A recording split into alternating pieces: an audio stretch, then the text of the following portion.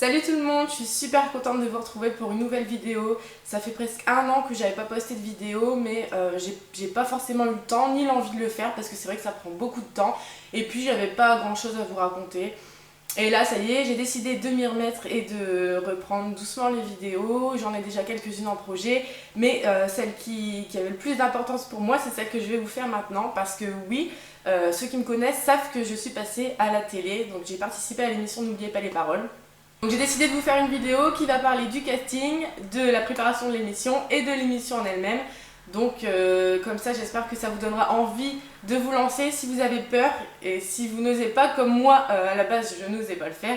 Mais tout compte fait c'était une super expérience et je vais le refaire, c'est sûr et certain que je vais repasser les castings pour cette émission là ou pour d'autres, je ne sais pas encore, mais c'est certain que c'est vraiment une expérience de dingue, un truc de folie, faut le vivre. Si vous avez envie de tenter, franchement allez-y, c'est que du bonheur.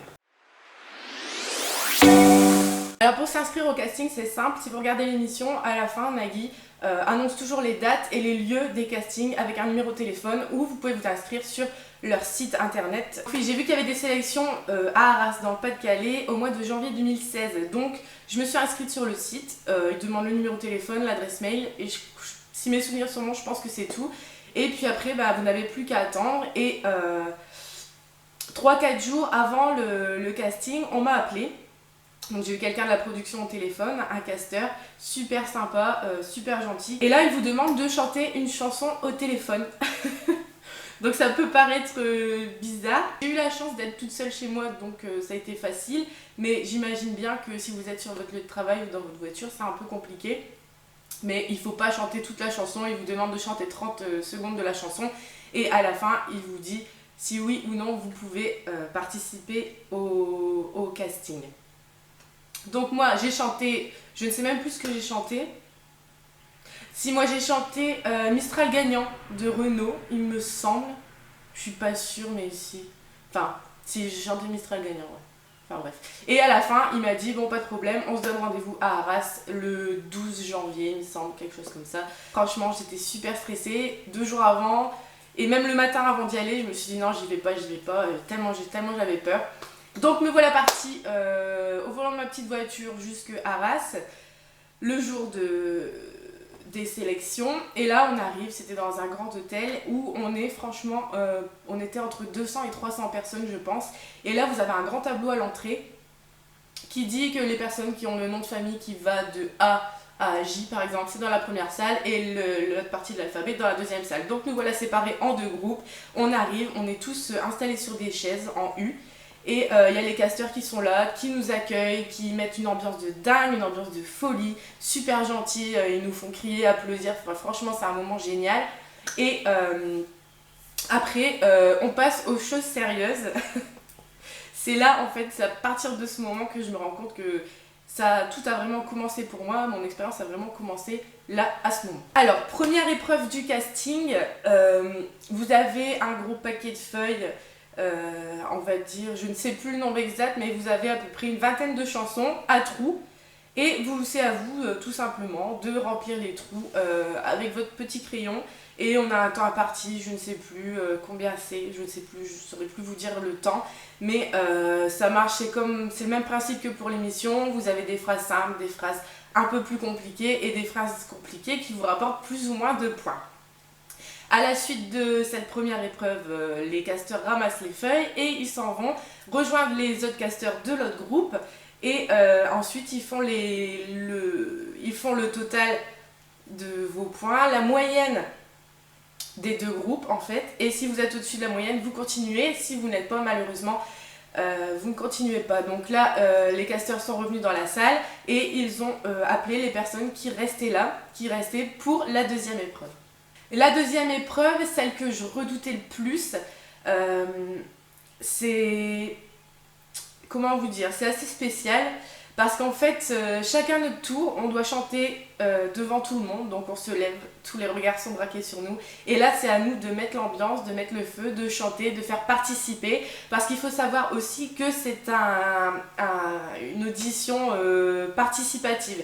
Ça veut dire que si vous êtes assis sur votre chaise, vous écoutez les autres chanter sans bouger, ça ne montre pas que vous êtes motivé. Enfin, c'est l'ambiance qui veut ça en fait. Vous êtes obligé de taper dans les mains, de crier, de reprendre les refrains avec les autres personnes qui sont venues passer l'audition. C'est tout un... En fait, le casting démarre à partir du moment où vous entrez dans la salle jusqu'à votre sortie de l'hôtel.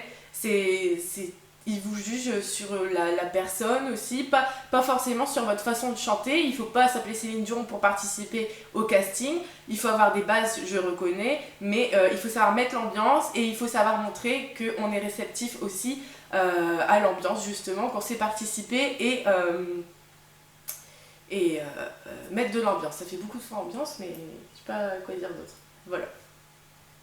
À la suite de cette épreuve, les casteurs ressortent et rejoignent les autres de l'autre groupe parce que les deux groupes font les mêmes choses en même temps et ils redélibèrent encore une fois et là ils reviennent et toujours la moitié, même plus que la moitié je pense, sont éliminés. Moi ils m'ont appelé et passage à la troisième épreuve que je pensais pas comme ça. J'avais vu sur internet comment ça se déroulait mais je pensais pas que c'était comme ça. En fait, ils vous donnent une liste de chansons. Il y a à peu près une dizaine ou une quinzaine de chansons. Vous en choisissez 5. Après, vous passez dans une salle avec un des casteurs. Donc moi, j'étais la première à passer. Ça va, j'avais choisi mes chansons. Je sais, il y avait de tout. Il y a eu les L5, il y avait du Claude François, du Disney aussi, de l'Aznavour. Il y avait de tout, de tout. Donc là, vous arrivez dans la salle et vous êtes face caméra. Donc il y a une petite caméra qui est posée et le casteur qui est derrière, qui vous pose des questions, qui vous demande si ça va, si tout se passe bien. Super sympa, franchement, vraiment très très amical et ça détend vraiment parce que moi j'étais super stressée. Et donc là vous arrivez et après l'interview entre guillemets, vous commencez à chanter 5 chansons que lui choisit, donc en fonction de ce que vous avez mis ou pas. Ça peut être un piège comme il nous a dit, on aurait pu mettre les chansons qu'on ne voulait pas chanter comme les chansons qu'on voulait chanter dans l'ordre qu'on voulait, on ne savait pas. Et en fait c'est un peu le même principe que l'émission.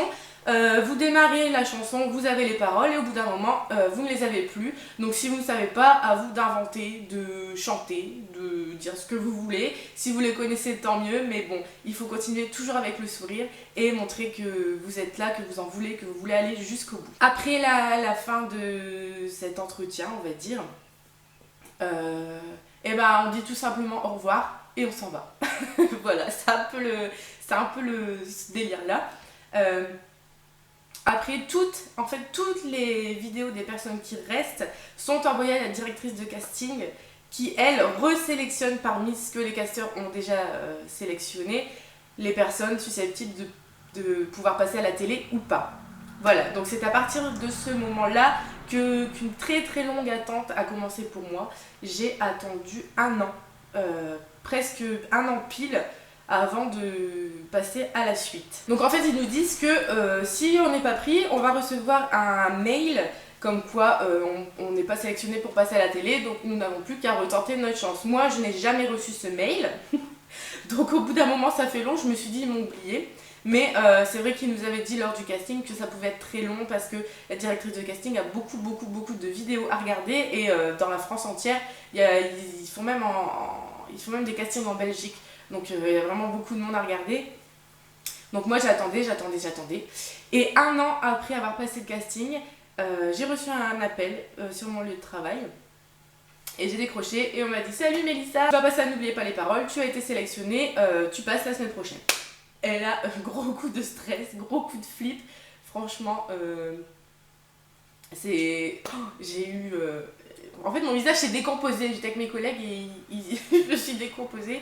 J'ai eu une montée de stress d'un seul coup. En plus, ouais, je m'y attendais vraiment pas. Puis ça arrivait comme ça. Puis après 1 an, on oublie forcément, on n'y pense plus. C'est pas comme si je l'avais fait la semaine d'avant. Donc c'est vrai que c'était assez marrant. À 10h30, j'avais rendez-vous dans les studios pour enregistrer l'émission. On est arrivé dans les studios, on a été accueillis par des casteurs et on arrive dans la loge. Il y a à manger du jus d'orange, du café, un peu de tout.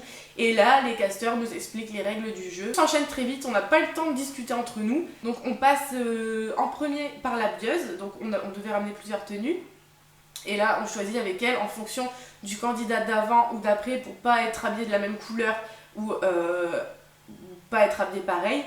Et là, en fait, on choisit 3 tenues et elle nous dit vas-y, va enfiler ta première tenue, c'est bon, tu vas passer avec celle-là. Ok, t'enfiles ta première tenue et là, tout de suite, t'enchaînes, il t'envoie au maquillage et à la coiffure. Donc, on arrive dans une grande salle avec des miroirs partout, les maquilleurs d'un côté, les coiffeurs de l'autre. Et en fait, on passe de main en main et moi, je suis passée dans les dernières. Donc, en fait, ils ont fait les deux en même temps. Ils étaient en train de me maquiller et de me coiffer en même temps. Voilà, une fois qu'on est prêt, on nous emmène sur le plateau. Donc là, il était à peu près 13h, 13h30 quand on est arrivé sur le plateau. Et ils nous font la visite du plateau de tournage, sachant que le public est déjà installé, qu'il y a déjà le chauffeur de salle en train d'ambiancer le public. Et là, on arrive devant tout le monde. Il nous montre, là il y a une marche, là il y a une autre marche, attention, fais ci, fais pas là, voilà, tu te mets là, machin. Et tout s'enchaîne très vite, ça dure 5 minutes et hop, on reva derrière et là d'un seul coup, l'émission commence. Et le truc c'est qu'ils nous disent pas l'ordre de passage. Donc nous on est juste derrière le décor, on est là avec du café à manger, mais moi j'ai rien pu avaler de la journée, j'étais tellement stressée, c'était une horreur. Moi je voyais passer les candidats l'un après l'autre, je me suis dit quand est-ce que ça va être mon tour, j'attendais. On a des écrans pour voir ce qui se passe et au bout d'un moment, il y a les 2 casteurs qui sont arrivés à côté de moi et qui m'ont dit bon Mélissa, ça va être à toi. Et là, je pense que j'ai jamais autant stressé de ma vie, c'était une horreur. Là, ils nous préparent, ils nous mettent un micro sans fil et on a les micros mains. Et ils nous disent après le générique, Nagui va prononcer ton nom et là, tout de suite, tu y vas. Tu cherches pas à comprendre, tu y vas, tu chantes. Voilà. Voici Mélissa.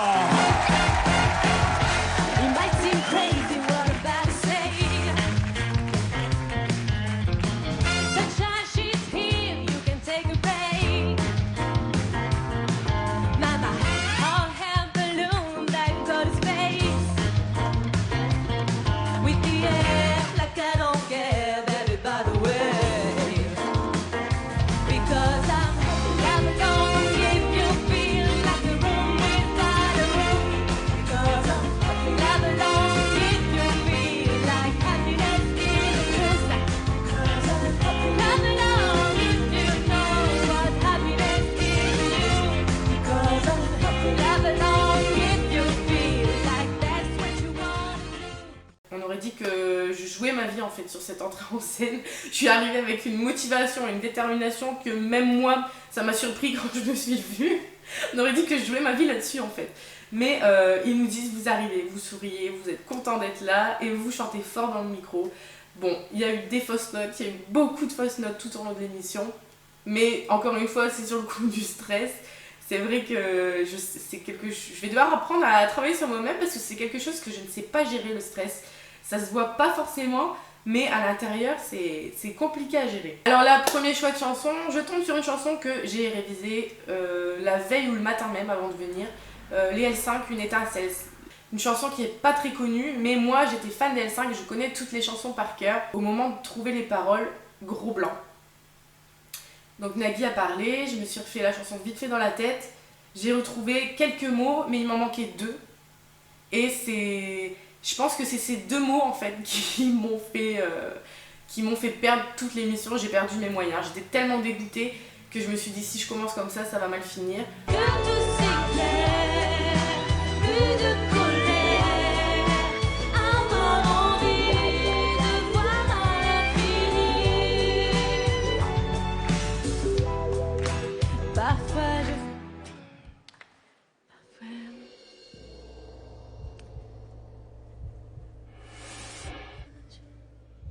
Parfois je m'efface, je reste là.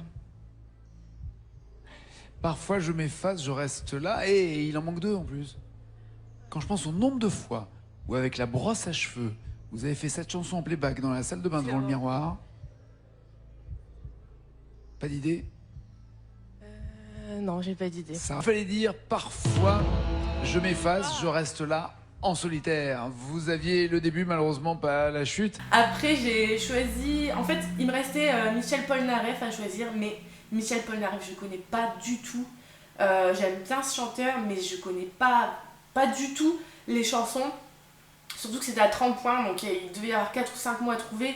Et franchement, je pense que j'aurais pas su. Mais maintenant, avec du recul, je me dis que tout compte fait, j'aurais peut-être dû le prendre parce que j'ai fait vraiment de la merde. Ce qu'il faut dire. J'ai fait de la grosse merde. J'ai choisi les 10 points. Oui, j'ai choisi les 10 points. Et donc, j'ai choisi Blues Trottoir, un soir de pluie. Et là, je suis tombée sur une phrase d'une débilité extrême. C'est-à-dire que c'était le nom du groupe, en fait. Il fallait, le groupe s'appelle Blues Trottoir. Et la phrase c'était « Et j'ai le blues sur le... » Et j'ai dit boulevard. Alors là, allez savoir pourquoi j'ai dit boulevard. Je me suis dit ça peut pas être aussi bête que ça. Mais si, c'était tout à fait débile. Donc tant pis, j'ai pas eu de point, c'est pas grave. 2 mots. Peut-être que c'est ce qui va vous permettre d'être maestro, ces 2 mots, ok? C'est parti, faites du bruit pour Mélissa!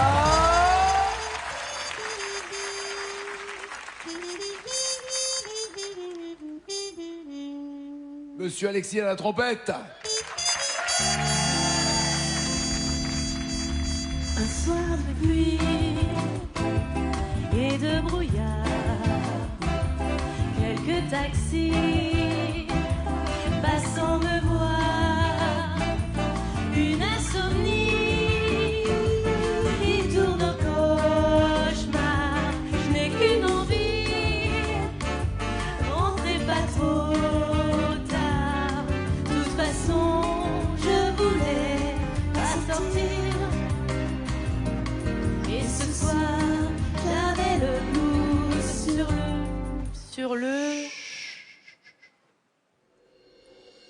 Le blues sur le... Sur le trottoir ou sur le boulevard? Sur le trottoir ou sur le boulevard? Vous avez qu'à faire une poule qui picore sur un mur et puis comme ça vous déciderez. Ou autre chose, hein. Un plouf-plouf quelconque. Sur le boulevard. Sur le boulevard. Vous bloquez ou pas ces paroles? Je bloque ces paroles, Nagui. Eh ben c'était trottoir. Ensuite, troisième partie de l'émission, on a la même chanson à chanter. Donc le premier candidat va dans le fauteuil avec du AC/DC à fond dans les oreilles. Oui, c'est bien du AC/DC qu'ils ont dans les oreilles. On a un petit casque, plus le gros casque au-dessus, donc on n'entend vraiment pas ce qui se passe autour. Et là, je découvre la chanson qui se trouve être une chanson de France Gall. Il jouait du piano debout. Autant vous expliquer un petit peu pour l'anecdote. 2 semaines avant, je suis allée voir l'avant-dernière de la comédie musicale à Lille. Et c'est vrai que France Gall, ça fait partie des chanteuses que j'avais révisées de la veille dans la voiture. J'avais mise à fond, je l'avais chantée. Mais le problème, c'est que cette chanson, je mélange tous les couplets. Et c'est ce qui m'est arrivé. J'ai fait 4 mots, 4 petits ridicules mots. Et je me suis complètement plantée. Mais c'est pas grave. Donc après, forcément, l'autre candidate est venue me rejoindre. Elle a chanté. Et elle s'est trompée vraiment pas beaucoup de mots après moi, ce qui fait que si, comme je vous dis, j'avais trouvé les 2 mots à L5, je pense que j'aurais pu gagner, mais c'est pas grave. Faites du bruit pour Mélissa. Les paroles sont d'abord écrites en blanc chez vous, ça veut dire qu'elles sont écrites sur ce plateau. Quand c'est en jaune chez vous, Mélissa doit reconnaître chaque mot qui rapporte 1 point. Ne dites pas que ce garçon était vous. Il ne vivait pas comme les autres, c'est tout. Et pour quelle raison étrange, les gens qui ne pensent pas comme vous savent. Voilà. Il y aura une ambiance au mariage. Cruella. Elle a dit les gens qui ne pensent pas comme nous, il fallait dire les gens qui ne sont pas comme nous, ça nous dérange.